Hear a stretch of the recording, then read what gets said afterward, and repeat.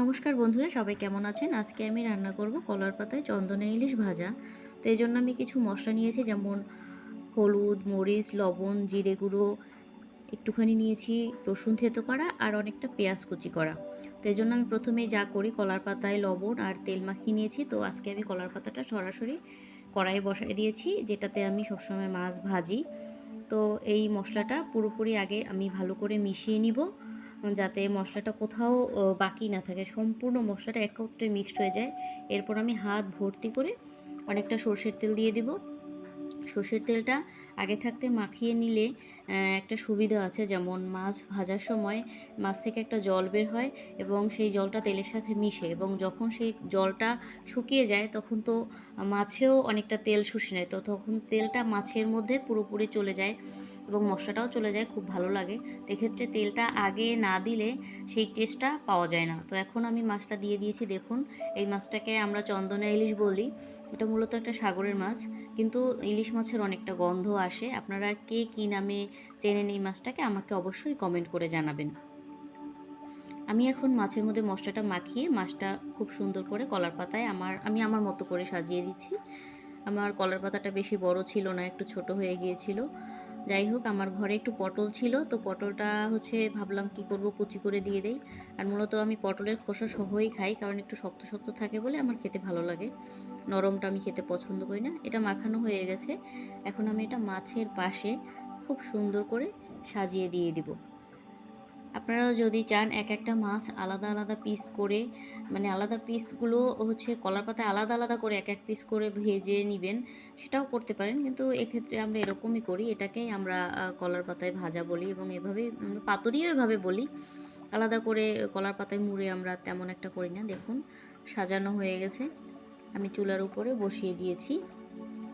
এখন আমি ঢাকনা দিয়ে ঢেকে দিব এবং এভাবে প্রায় 25 মিনিটের মতো রেখে দিতে হবে। এর থেকে অনেকটা জল বের হবে, জলটা বের হবে। এবং দেখুন আমি কতটা আঁচ রেখেছি, একদম ফ্লেম কমিয়ে দিবেন। কারণ মাছ ভাজা, এই বিশেষ করে কলার পাতায় মাছ ভাজাটা যত কম আঁচে যতক্ষণ বসে পারবেন ততক্ষণ বসে করবেন, এবং সেক্ষেত্রে টেস্ট এত ভালো আসে যা বলে বোঝানোর মতো না। এই যে দেখছেন জল বের হয়েছে, এখন এই মাছটা থেকে এত সুন্দর একটা গন্ধ বের হয়েছে, যা ভাষায় প্রকাশ করার মতো না। যারা যারা কলার পাতায় মাছ ভাজা খান তারা অবশ্যই এর গন্ধটা সম্পর্কে জানবেন। দেখুন, এখনও আমার আঁচটা লোতেই আছে। সেই প্রথম থেকে শেষ পর্যন্ত, মাছটা উঠানোর আগ পর্যন্ত ফ্লেমটা কমিয়েই রাখতে হবে, না হলে মাছটা পুড়ে যাবে। সিদ্ধ হবে ঠিকই, কিন্তু টেস্ট ভালো আসবে না। তো এক্ষেত্রে আমি দেখছি আমার মাছটা অনেক ভাজা হয়ে গেছে এবং জলটাও টেনে গেছে। এজন্য আমি নিচে যে একটা সাপোর্টিভ হিসেবে একটা পাতা দিয়েছিলাম, সেটা আমি সরিয়ে ফেলেছি। আপনাদের আগেই বলেছি, আপনারা পাতা দিতে না পারলে সেক্ষেত্রে কাগজ ব্যবহার করতে পারেন। যে কোনো খাতার কাগজ বা মোটা কাগজ যেটা ইউজ করা যায় সেটা ব্যবহার করতে পারেন।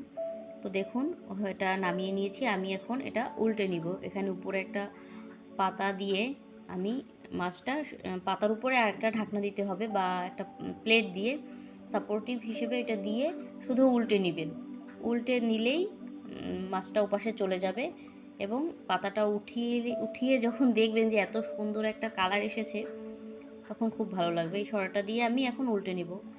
তো আমার এক হাতে ফোন থাকে আর এক হাত থেকে আমি কাজ করি, এই জন্য আমি উল্টানোটা দেখাতে পারলাম না। আশা করি আপনারা সবাই বুঝবেন। দেখুন কত সুন্দর একটা কালার এসেছে। আসলেই এর যে একটা গন্ধ, পাতার যে একটা গন্ধ, মানে যা ভাষায় প্রকাশ করার মতো না। আপনাদের গন্ধ নাকে আসলেই খেতে ইচ্ছে করবে, এটা গ্যারান্টি দিয়ে বলছি। আপনারা একদিন হলেও ভেজে খাবেন এভাবে মাছ। আর আমার রান্নার ভিডিও যদি আপনাদের ভালো লেগে থাকে, প্লিজ আমার সাথে থাকবেন, আমাকে সাপোর্ট করবেন। আমার চ্যানেলটি সাবস্ক্রাইব করে দিবেন, ফলো দিবেন, পাশে থাকবেন, যাতে আমার এভাবে নতুন নতুন রান্নার ভিডিও আপনাদের কাছে পৌঁছে যায়। আমি একদিন আপনাদেরকে কলার পাতায় মাংস ভেজে দেখাবো, যে সেটাও ভাজা যায়। আমি একদিন ভেজেছিলাম, কিন্তু আমি দুঃখিত আপনাদেরকে শেয়ার করতে পারিনি। দেখুন কত সুন্দর একটা কালার এসেছে। আমি ভেজে তুলে নিয়েছি। দেখুন, আমি আপনাদের দেখাচ্ছি, এ পাশটাও ভাজা হচ্ছে, ও পাশটাও ভাজা হয়েছে। কত সুন্দর একটা কালার এসেছে। আশা করি আপনাদের ভালো লেগেছে। আমার পাশে থাকবেন। নমস্কার। আর হ্যাঁ, আপনারা যদি কেউ পেঁয়াজ রসুন খেতে না চান তাহলে না দিবেন, শুধু হলুদ মরিচ লবণ দিয়ে ভাজবেন, তাতেও কিন্তু অনেক বেশি স্বাদ হবে।